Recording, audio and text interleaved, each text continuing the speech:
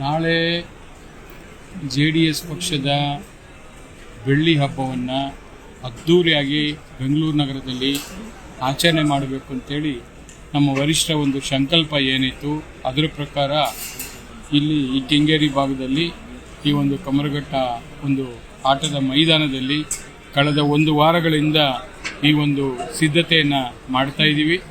ಬಹುಶಃ ನಾಳೆ ನಡೆಯುವಂಥ ಏಪ್ರಿಲ್ 11ನೇ ತಾರೀಕು ಬೆಳಗ್ಗೆ 11 ಗಂಟೆಗೆ ನಮ್ಮ ಪಕ್ಷದ ವರಿಷ್ಠ ಸನ್ಮಾನ್ಯ ದೇವೇಗೌಡರು ಸಾಹೇಬರು ಈ ಕಾರ್ಯಕ್ರಮಕ್ಕೆ ಚಾಲನೆಯನ್ನು ಕೊಡ್ತಾರೆ. ನಮ್ಮ ನಾಯಕರಾದಂಥ ಕೇಂದ್ರ ಸಚಿವರಾದಂಥ ಕುಮಾರಣ್ಣವರ ಒಂದು ಉಪಸ್ಥಿತಿಯಲ್ಲಿ ಈ ಒಂದು ಕಾರ್ಯಕ್ರಮ ನಿಖಿಲ್ ಕುಮಾರಸ್ವಾಮಿ ಅವರ ಸಾರಥ್ಯದಲ್ಲಿ ಇದು ನಡೀತದೆ. ನಮ್ಮ ಪಕ್ಷದ ಎಲ್ಲ ಶಾಸಕರು, ಮಾಜಿ ಶಾಸಕರು, ಮುಖಂಡರುಗಳು, ಪ್ರಮುಖರು ಎಲ್ಲರೂ ಕೂಡ ಇರ್ತಾರೆ.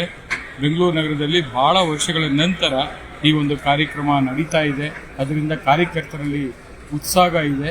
ಮುಂದಿನ ದಿನಗಳಲ್ಲಿ GBA ಎಲೆಕ್ಷನ್ ಬರೋದ್ರಿಂದ 5 ಕಾರ್ಪೊರೇಷನ್ ಎಲೆಕ್ಷನಲ್ಲಿ ಕೂಡ ಒಂದು ಶಕ್ತಿಯುತವಾಗಿ ಒಂದು ಬಲವರ್ತನೆಯನ್ನು, ಸಂಘಟನೆಯನ್ನು ಹೆಚ್ಚೆಚ್ಚು ಮಾಡಬೇಕು JDS ಪಕ್ಷದ ವತಿಯಿಂದ ಅಂತೇಳಿ ಇದನ್ನು ಒಂದು ಕಾರ್ಯಕ್ರಮವನ್ನು ಕೂಡ ಆಯೋಜನೆ ಮಾಡಿರತಕ್ಕಂಥದ್ದು.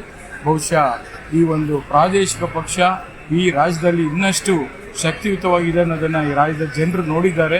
ಬಹುಶಃ ಕುಮಾರಣ್ಣವರ ಅಧಿಕಾರಾವಧಿಯಲ್ಲಿರ್ಬೋದು, ದೇವೇಗೌಡರು ಸಾಹೇಬರ ಅಧಿಕಾರಾವಧಿಯಲ್ಲಾಗಿರ್ಬೋದು, ಅವರು ಮಾಡಿರತಕ್ಕಂಥ ಜನಪರವಾದಂಥ ಕೆಲಸಗಳು ಇವತ್ತು ಕೂಡ ನಮ್ಮ ಕಣ್ಮುಂದೆ ಇದೆ.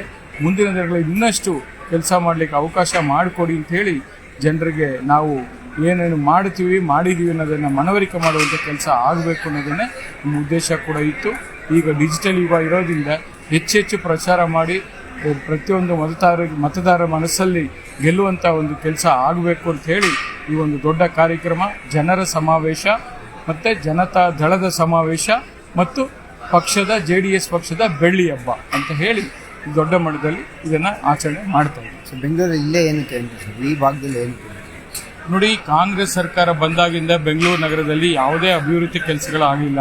ಗುಂಡಿಗಳು ಮುಚ್ಚಕ್ಕಾಗ್ತಾ ಇಲ್ಲ. ಇವತ್ತು ಬಿ ಖಾತಾನ ಈ ಖಾತಾ ಮಾಡ್ತೀವಿ ಅಂತೇಳಿ ಒಂದಷ್ಟು ದುಡ್ಡನ್ನು ಕಟ್ಟಿಸ್ಕೊಂಡು ಮಾಡುವಂಥ ಕೆಲಸ ಮಾಡ್ತಾ ಇದ್ದಾರೆ.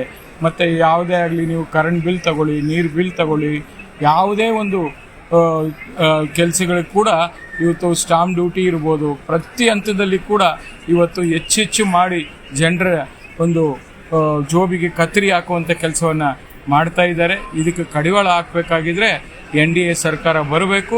ಅದಕ್ಕೆ ನರೇಂದ್ರ ಮೋದಿಜಿಯವರ ಕೇಂದ್ರದಲ್ಲಿ, ರಾಜ್ಯಕ್ಕೆ ಕುಮಾರಣ್ಣವರು ಅಂತ ಹೇಳಿ ಇವತ್ತು ಎಲ್ಲರೂ ಕೂಡ ಮಾತನಾಡ್ತಾ ಇದ್ದಾರೆ. ಅದು ಮುಂದಿನ ದಿನಗಳಲ್ಲಿ 28ರ ಚುನಾವಣೆಯಲ್ಲಿ NDA ಸರ್ಕಾರ ಬರೋದನ್ನು ಯಾರ ಕೈಲಿ ತಪ್ಪಿಸೋಕ್ಕಾಗಲ್ಲ. ಕುಮಾರಣ್ಣವರು ಮುಖ್ಯಮಂತ್ರಿ ಆಗೋದು ಕೂಡ ಅಷ್ಟೇ ಸತ್ಯ ಅನ್ನೋದನ್ನು ಈ ಸಂದರ್ಭದಲ್ಲಿ ಹೇಳಲಿಕ್ಕೆ ಬಯಸ್ತಾ ಇದ್ದಾರೆ.